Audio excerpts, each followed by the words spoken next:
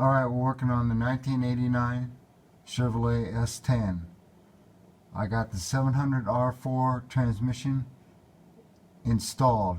I still got to do the exhaust. We'll get new donuts and hardware.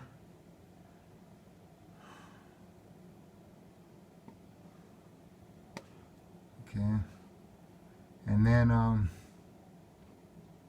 we'll finish that.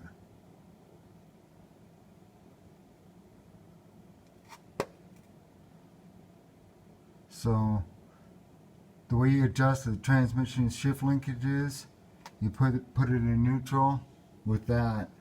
That's your shift linkage. You set that to neutral. And then you put it in neutral and the shift selector inside the cab. And then you tighten down that bolt right there. Okay? And also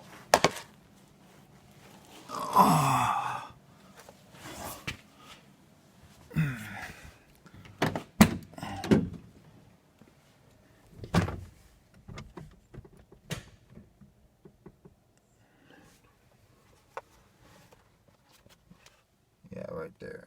You gotta have that in neutral also.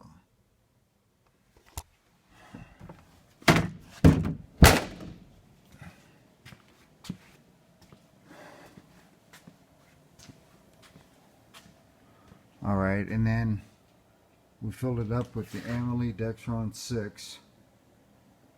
Got the dipstick in, tube in.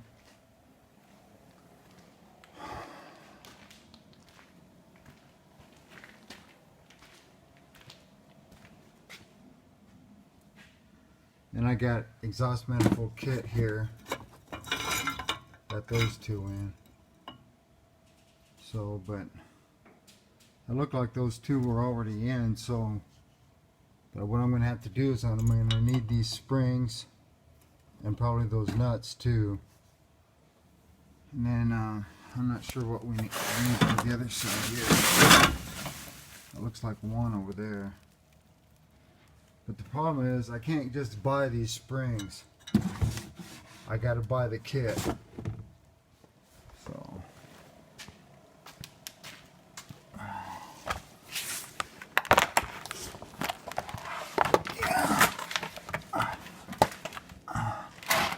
yeah, that's what I'm gonna have to do here too. I'll have to buy the kit. I gotta get one more kit so I can get the spring and the nut, because getting that back out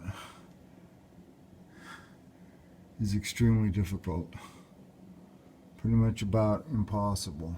It's possible, but it's easier to put the new parts on. Alright. So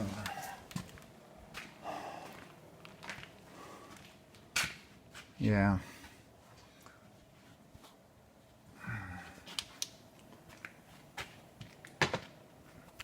So I haven't started it yet without the exhaust on it. I thought that'd be a little loud. But it's full up to the mark on the dipstick tube right now, or the dipstick itself. And so the best way to do that really is to fill it cold, you know, or without it running, then start it up, and then add as you go. I mean, you know, you keep checking your dipstick and then you add more as you need it. Otherwise, if you just like put in how much you need, it says in the book, you'll overfill it and you'll have transmission fluid going everywhere.